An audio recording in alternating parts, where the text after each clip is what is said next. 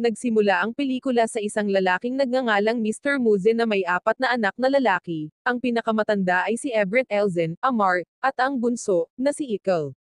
Sa oras na iyon, nagtatrabaho si Mr. Muze bilang isang security guard sa isang sikat na bangko, isang trabaho na mayroon siya sa loob ng mahigit 20 taon. Samantala, si Ebre ay nagtatrabaho bilang isang security guard sa isang pool hall, si Elzen ay isang waiter sa isang lugar ng karaoke, si Amar ay walang trabaho ngayon, at si Ikel ay nasa junior high school pa lamang. Sa kasamaang palad, wala silang nanay dahil pumanaw ito sa panganganak kay Ikel. Sa kabila ng mga mahihirap na panahon, silang apat ay nag-aalaga sa isa't isa. Ngayon, nag-aaral pa rin si Ikel, at gusto ng kanyang ama na maging maayos siya at magpatuloy sa pag-aaral hanggang sa siya ay makapagkolehiyo.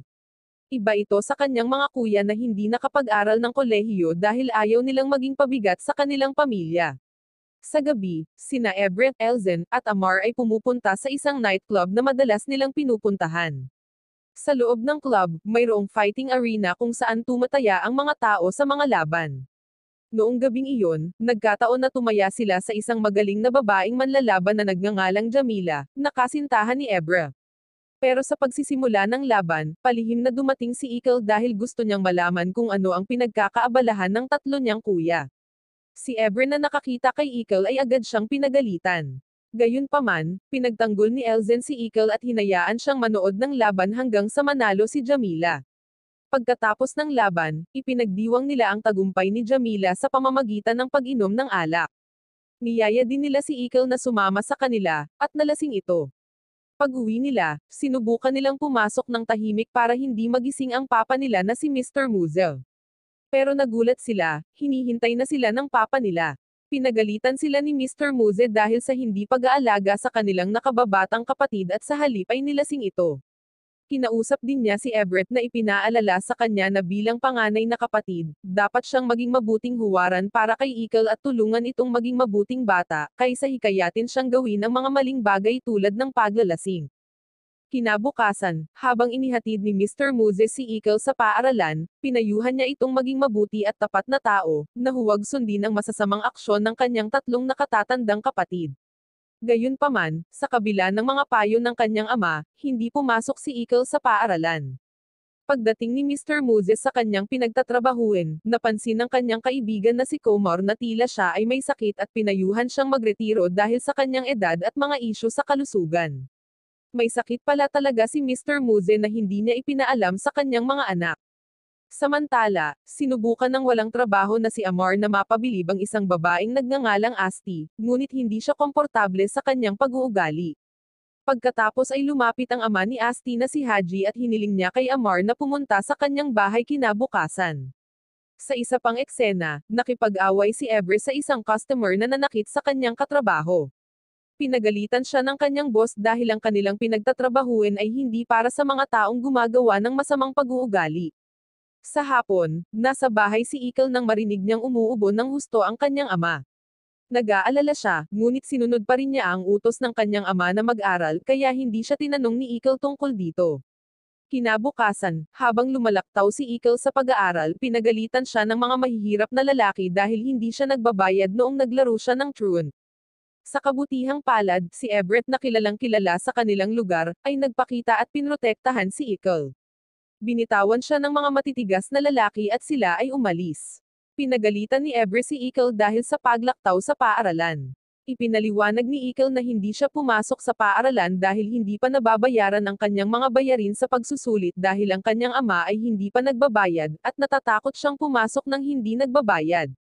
Hinihimok siya ng kanyang guro na magbayad ng mga bayarin sa paaralan. Nang marinig ni Ebre ang sinabi ni Ikel, ay sinabihan niya ang kanyang kapatid na dapat ay kinausap niya siya kung may problema siya at nangako itong ibibigay sa kanya ang pera na pambayad sa mga bayarin sa pagsusulit bukas. Bago umalis si Ikel, pinayuhan din siya ni Ebre na kung may mambubuli sa kanya, dapat siyang lumaban para sa kanyang sarili at hindi lamang manahimik.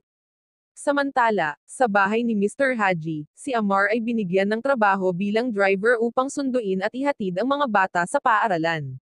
Si Mr. Haji ay hindi nagustuhan na makita ang isang kabataang tulad ni Amar na walang trabaho buong araw. Sa ibang eksena, ibinigay ni Ebra ang perang ipinangako niya kay Ikel. Gayunpaman, kinabukasan ay ibinalik ni Mr. Musa ang pera kay Ebra at sinabi sa kanya na itago ito. Sa sandaling iyon, ipinaliwanag ni Mr. Musa kay Ebra na dapat siya ang magbayad sa mga bayarin sa paaralan ni Ikal dahil responsibilidad niya ito bilang ama. Nadama ni Ebra na ang kanyang mga pagsisikap ay hindi pinahahalagahan at sinabi sa kanyang ama na palagi nilang nararamdaman na ginagawa nila ang mga bagay na mali sa kanyang paningin, kahit na sinusubukan nilang tulungan siya. Nang magtrabaho si Mr. Musa, kinausap niya ang kanyang kasamahan na nagngangalang Aisel. Iminungkahi ni Aisel na magpahinga muna si Mr. Musa dahil inayos na ni Komar na maging security guard doon ang kanyang nakababatang kapatid. Habang lumalala ang sakit ni Mr. Musa, patuloy niyang inilihim ito sa kanyang mga anak. Gayunpaman, isang gabi ay tinanong ni Jamila si Ebra kung tumigil na sa pagtatrabaho ang kanyang ama, dahil narinig niya ang balita mula sa kanilang kapitbahay na si Aisel. Noong panahong iyon, pinayuhan ni Jamila si Ebra na subukang gawing mas malapit ang kanilang relasyon sa kanyang ama. Mula noon, may hindi magandang nangyari. Nang sumunod na araw, natagpuan ni Ikal ang kanyang ama na nakahandusay sa sahig at mabilis itong dinala sa ospital. Doon, ipinaliwanag ng doktor na si Mr. Musa ay may problema sa baga at nangangailangan ng karagdagang paggamot. Sa kasamaang palad, hindi kayang alagaan ni Ebra ang kanyang ama sa ospital kasama na ang pambayad sa kwarto, gamot, at iba pang gastusin. Pag-uwi nila, inilabas ni Ikal ang kanyang pagkadismaya. Pakiramdam niya ay wala sa mga kuya niya ang nagmamalasakit sa kanilang ama, lalo na kapag ito ay may sakit. Si Ebra bilang panganay na anak ay nakonsensya sa hindi pag-unawa sa kanyang ama. Nang maglaon, naglakas loob si Ebra at humiling sa kanyang boss na umutang para madala ang kanyang ama sa ospital. Gayunpaman, sa halip na tumulong, minamaliit ng kanyang boss si Ebra na nagmula sa mahirap na pinagmulan at tumangging magpahiram ng pera dahil doon. Tinalakay ni na Ebra Elzen, Amar, at Jamila kung paano makukuha ang perang kailangan nila. Nagpasya silang pumunta sa pinagtatrabahuan ni Ebra para humingi ng tulong. Maya-maya pa ay lumapit si Jamila sa kanyang boss. Nang makita ni Ebra ang kanyang kasintahan na nakikipag-usap sa maling tao, hiniling ni Ebra kay Elzen na samahan si Jamila. Sa kasamaang palad, nalaman ng boss ni Ebra na nawawala ang kanyang wallet at inutusan ang kanyang mga tauhan na hulihin silang apat na humantong sa isang habulan. Pagkatapos ng insidenteng iyon, kinuha ni Jamila ang wallet ni Ebra at ganoon din ang ginawa ni Elzen kahit na hindi malinaw kung saan niya ito nakuha. Sa kasamaang palad, ang perang nakolekta nila ay hindi pa rin sapat para sa mga gastusin sa ospital. Kaya, iminungkahi ni Jamila na gamitin nila ang pera upang tumaya sa isang laban na sasalihan niya sa susunod na araw. Gayunpaman, natalo si Jamila sa laban sa isang mas malakas na kalaban, na naging sanhi ng pagkawala ng lahat ng kanilang pera sa pagtaya. Humingi ng paumanhin si Jamila sa pagkatalo, na nakadagdag sa kanilang mga problema. Lumipas ang mga araw, lalong lumala ang kalusugan ni Mr. Musa. Nang mapagtanto ito, pumunta si Ebra sa pinagtatrabahuan ng kanyang ama sa bangko. Humingi siya ng tulong sa boss ng kanyang ama, binanggit na ang kanyang ama ay nagtrabaho doon ng mahigit 20 taon. Gayunpaman, hindi makapagbigay ng tulong ang boss dahil mayroon siyang iba pang prioridad na mas mahalaga kaysa sa pagtulong sa isang security guard. Nagalit dito si Ebra, at sinubukan pa niya itong kumprontahin. Samantala, sa pinagtatrabahuan ni Elzen, tinipon ng amo ang lahat ng empleyado dahil nawawala ang wallet ng isang customer. Si Elzen, na ayaw niyang gawing komplikado ang mga bagay, sa kalaunan ay umamin sa pagnanakaw ng wallet. Dahil dito, agad na tinanggal si Elzen sa kanyang trabaho. Sa kabilang banda, sa bahay ni Mr. Musa, pinagalitan niya si Ebra na nagdulot ng kaguluhan sa pamamagitan ng pagmamakaawa, na nakakahiya. Nakiusap tuloy si Ebra sa kanyang ama na maging tapat sa kanila dahil alam na niya na huminto na sa trabaho ang kanyang ama at may malubhang karamdaman, na hindi sinabi sa kanya ng kanyang ama.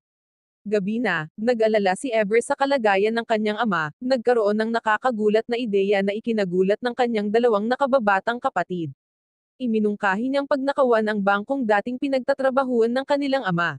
Noong una, tumanggi si Elzen dahil natatakot siya para sa kanyang ama, sa kanilang pamilya, at sa kanilang sarili.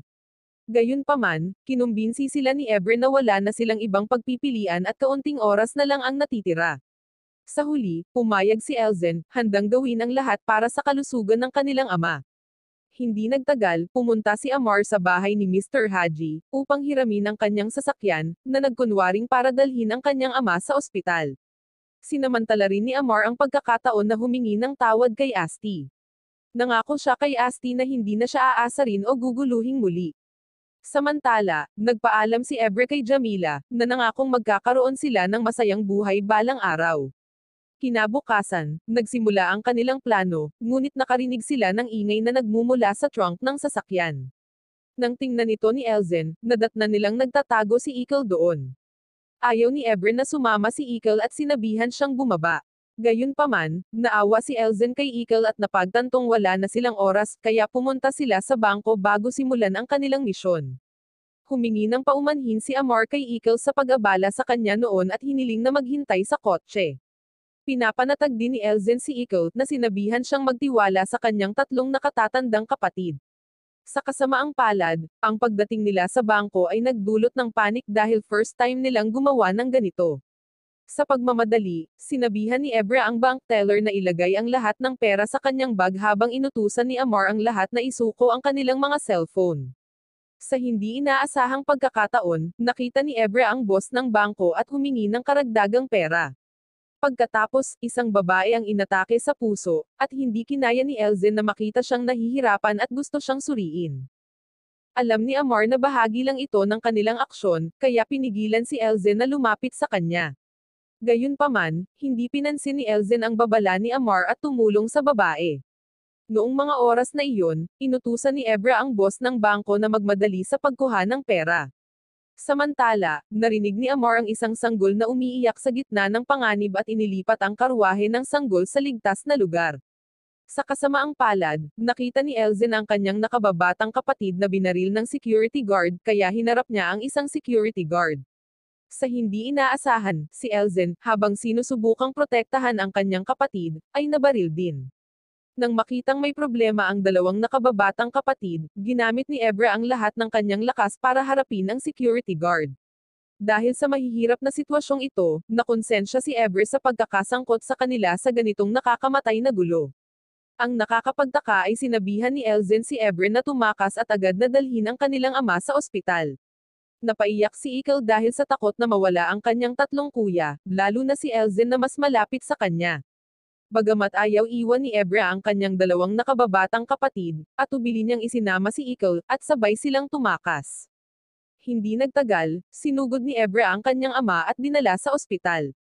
Samantala, sina Elzen at Amar, na nawalan ng malay, ay dinala sa himpilan ng pulisya.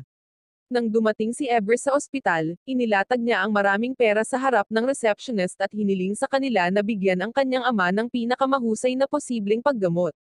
Nang makitang maayos na ang pag-aalaga ng kanyang ama, sinabihan ni Ebra si Ikal na manatili sa kanilang ama dahil may iba pa siyang dapat asikasuhin. Pagkatapos, nakipagkita si Ebra kay Jamila upang tuparin ang kanyang pangako, kahit na alam niyang hindi niya ito mapasaya sa hinaharap. Pagkatapos, hiniling niya kay Jamila na alagaan si Mr. Musa at Ikal hanggat maaari. Lumipas ang isang buwan, at ini-interview si Mr. Musa tungkol sa kaso na kinasasangkutan ng kanyang tatlong anak na lalaki. Bagamat hindi makatwiran ang kanilang mga ginawa, labis na pinagsisihan ni Mr. Musa ang lahat ng nangyari. Nais niyang ipakita sa kanyang mga anak kung gaano sila kahalaga sa kanya. Wow naman! Doon nagtatapos ang pelikula mga idolo, salamat sa inyong panonood.